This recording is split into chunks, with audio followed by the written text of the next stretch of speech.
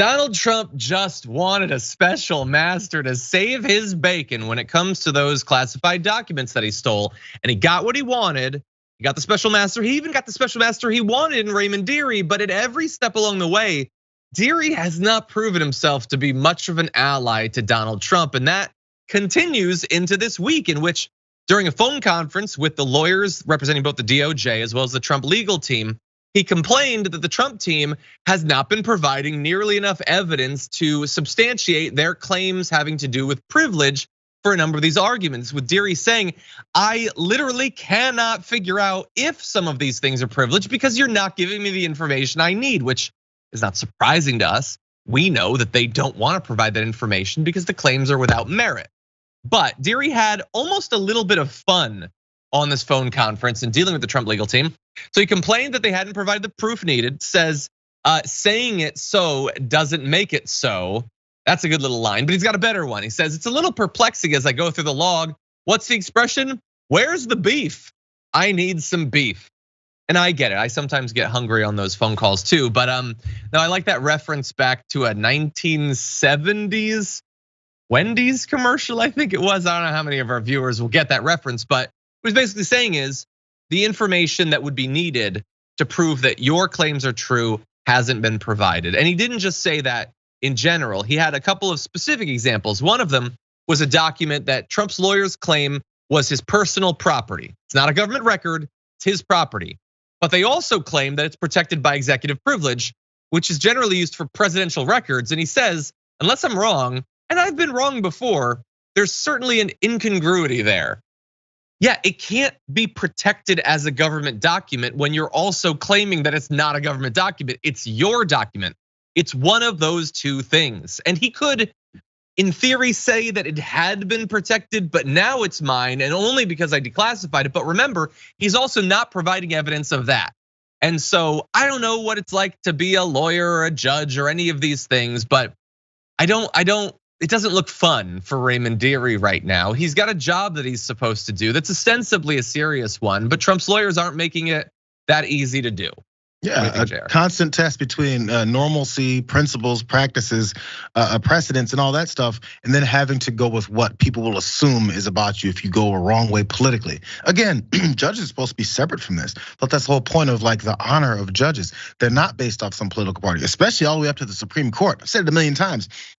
The whole thing about being on the Supreme Court and lifelong appointment is that you're no longer attached to those partisan views that you maybe have, and you're not under the threat of then being criticized for not following what people assume you are, because we're supposed to base this off of reality and judicial processes and analysis. Instead, we've turned into, I'm gonna put these 3 folks on the Supreme Court and they're gonna do everything I told them to for their entire lives. It's become the purpose of doing this is to make sure the judges are skewed in your direction. So now Dearie here has to try and shake that because he keeps seeing insanity in front of him. He goes, I'm supposed to agree with this just because he appointed me, just because he asked for me to be here, or now they put me in place and they know I have this general background. That sucks. So he finds himself probably daily trying to figure out if he should go with the right thing or these lies. And it seems like he's going the correct way here, at least up till now. But there was a big ironic line in there they talked about. He goes, they haven't provided this information to prove this privilege that they claim. Man, if that's not an example of full life of these politicians and people who support them, it's my privilege, but they don't want to admit that they assume privilege. They don't want to say that they've got this privilege that other folks don't have for no reason, and they definitely can't prove that they deserve that privilege. They just want it. I've always had it, and so I'd like to still have it, please. That's pretty much what it is. In the personal life, as a politician, and when being investigated for multiple felonies. So all of those claims, Judge Dearie has a big issue with. There's a separate set that he also has a problem with, and I think this one might even be more funny. So he says he wants more information to support the former president's claims that some of the documents were shielded by attorney-client privilege. So that's separate from what we were talking about before. To that point, he asked for the names of any lawyers connected to such materials. So there kind of has to be an attorney for there to be attorney-client privilege. I think that seems reasonable. But he also suggested that Mr. Trump's team had asserted privilege over other records, even though a third party was involved, suggesting that they were not in fact confidential.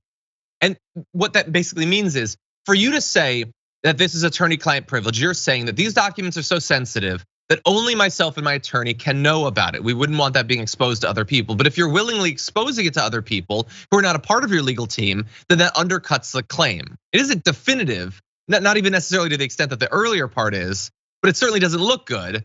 And their response to this particular line of reasoning from Dearie doesn't look great either. James Trusty, a lawyer for Mr. Trump. By the way, this is like a clever trick as a lawyer to make your name have trust in it. It doesn't work, I still don't trust you. He says, responding to the thing that they need to provide information about this particular issue, says that they would certainly take you up on it. It's not an invite to a cabin for the weekend. Like, you guys are being investigated for felonies. This isn't a lunch offer. Yes, you should take him up on it. You should provide the information, which again, let's skip ahead. Let's do a little spoiler. They're not gonna do it. There is nothing to justify the attorney-client privilege, okay? There's nothing to justify the executive privilege because he's not president anymore. There's nothing to justify the declassification argument because he didn't declassify it. They've got nothing. I know it, you know it, Judge Raymond Dearie knows it, but Raymond Dearie needs to pretend for a couple more weeks that what is abundantly clear is somehow not. And I'm just really hoping that we get a significant update on this, his conclusions, where this is gonna go, if he's even gonna stay in this position, because right now the DOJ is asking the 11th Circuit Court of Appeals to basically unwind the whole special master thing. Although if I were them, I'd probably let it keep going because it's making Trump look really bad. So I just wanna know where this is gonna go and if there's any chance of actual consequences. Yeah, I mean, Trump looking bad is something he doesn't care about. He does that consistently. And I do think, and I've said this for a while, the whole point is to stretch out the process. Just make this as long as possible. Who cares if we're embarrassed? Who cares if I run through attorneys and I get the next one from Wendy's down the street? It doesn't matter. As long as someone is there to extend this and say something ridiculous and make everyone involved go, oh. Okay, so how much longer is this gonna take? That's the point. Stretched out, take as long as possible and see what happens on the midterms. Was that a reference to Wendy's because of the beef? Okay, by the way, people are correcting me. Apparently it was 1984, so apologies, January 10th, 1984. It's not a bad commercial for its age. You can find it on YouTube and it's, the commercials had like 6 pixels back then, but it wasn't bad, it wasn't bad. I remember that. Although, yeah, I've never really liked Wendy's burgers. Yo, if you're gonna eat fast food, which you shouldn't, that's probably the one. I like their chili, that's pretty good. I don't think their burgers are amazing. Well, you don't want to see the story I did about this guy who exposed Wendy's. It was one particular Wendy's, just point that out.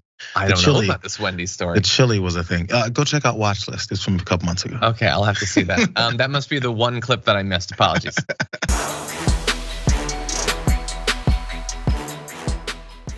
Check out the Damage Report podcast each day, wherever you get your podcasts, whether Pocket Casts or Stitcher or iTunes. You can join me as I give you the news and stories you want, with a range of co-hosts and interview guests jumping in on the fun each day. Again, that's the Damage Report, wherever you get your podcasts. And if you get them at iTunes, don't forget to rate and review. Sometimes I'll read them live on the show.